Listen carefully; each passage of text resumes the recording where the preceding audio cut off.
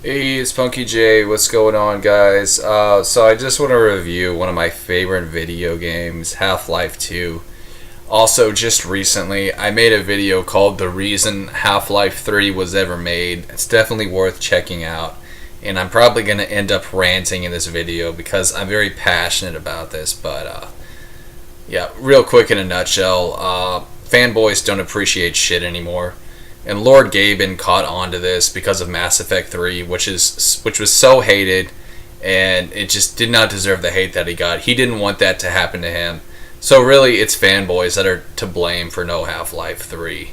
But thankfully, fanboys aren't stupid enough to complain about Half-Life 2, and that's what I want to review here. I have it actually on the Xbox. I don't think I have the original box yet, but I'm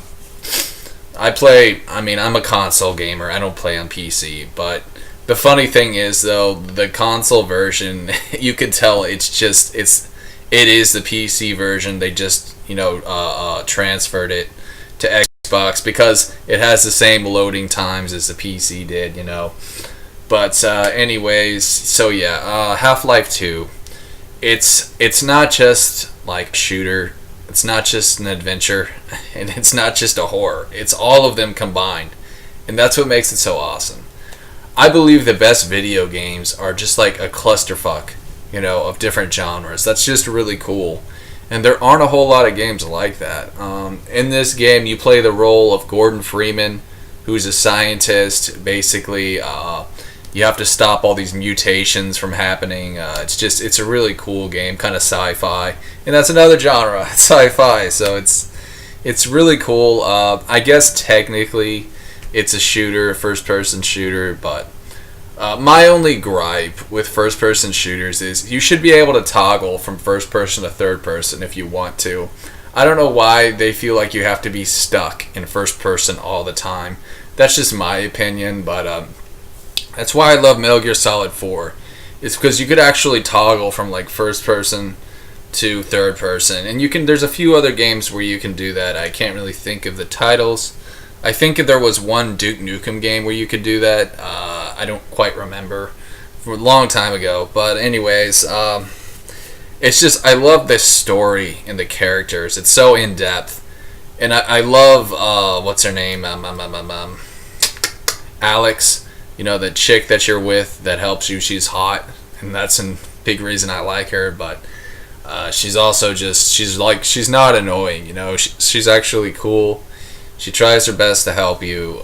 It's like you got a little teammate, kind of like I don't know, one of those games where you control an army, but it's just you and her. It's kind of like Army of Two, I guess, if you ever played that game, which is a great game, by the way.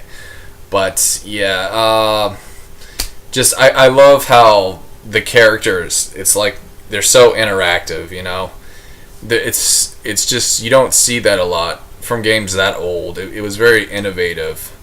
How, if you walked away, the character, they would talk to you, right in the face. It was just interesting. Because I remember when Half-Life first came out, I thought how cool that was, how interactive, But in Half-Life 2, you basically start out in kind of an urban environment, and you're fighting all of these military people, and it's really cool. In my opinion, it's a very anti-Illuminati game, much like Devil May Cry.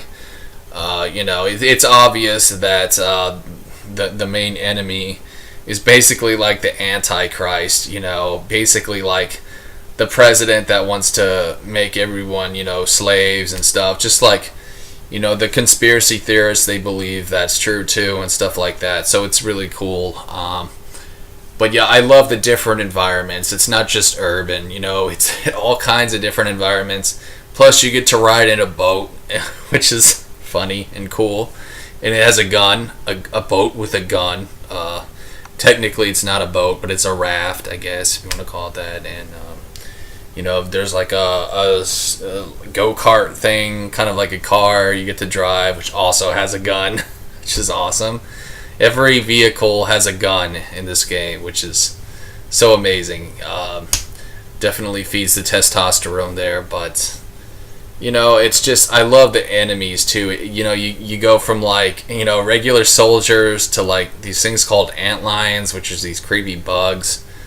You end up even being able to make friends with the bugs when you kill the queen, and you can have the bugs attack other people. It's so great.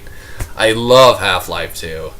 And, the zombies, the things with the whatchamacallums on their head, those head crabs, which is funny because it sounds like, an STD.